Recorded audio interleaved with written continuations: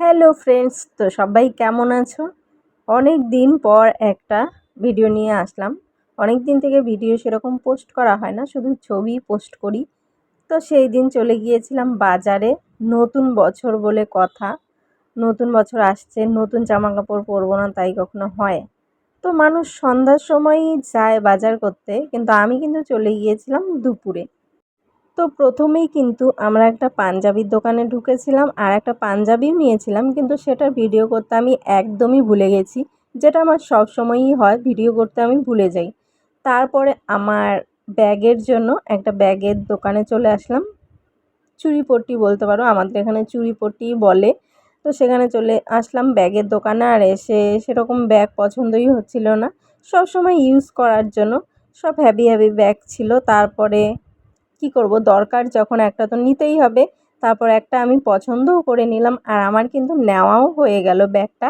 ব্যাগটা নিয়ে কিন্তু আমরা বেরিয়ে গিয়েছিলাম আবার কিছু জামা কাপড় কেনার উদ্দেশ্যে। তারপরে কিন্তু চলে যাব এবার শাশুড়ি মার জন্য কিছু নিব।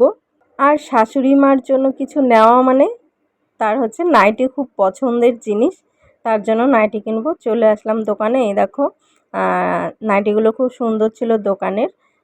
তো নিয়ে নিলাম তার জন্য। নিয়ে আবার কিন্তু আমরা বেরিয়ে আরও একটা দোকানে যাব, কারণ সবার জন্যই নেওয়া হয়েছিল, শুধু শ্বশুরমশাই মানে বাবার জন্যই নেওয়া হয়নি। তারপর আমি বলছিলাম সবার যখন নিয়েই নিয়েছি আর বেরোনোও হয়েছে যখন আজকে, সেরকম তো বেরোনোও হয় না, তো একদিনেই আমি সব নিয়ে যাব।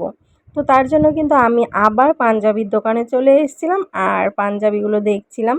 সবগুলো পাঞ্জাবিই কিন্তু সুন্দর ছিল, তার মধ্যে একটা পছন্দ করে নিয়ে নিলাম বাবার জন্য। তোমাদের নিশ্চয়ই পয়লা বৈশাখের বাজার হয়ে গেছে, কি কি নিয়েছে অবশ্যই কিন্তু কমেন্টে বলবে। তো এই কিন্তু ছিল আমার পয়লা বৈশাখের মোটামুটি বাজার। আর বাজার শেষ করে কিন্তু চলে গিয়েছিলাম আইসক্রিমের দোকানে আইসক্রিম খেতে। আর আইসক্রিম খেয়েই কিন্তু পয়লা বৈশাখের বাজার শেষ করলাম। দাও তো আইসক্রিম।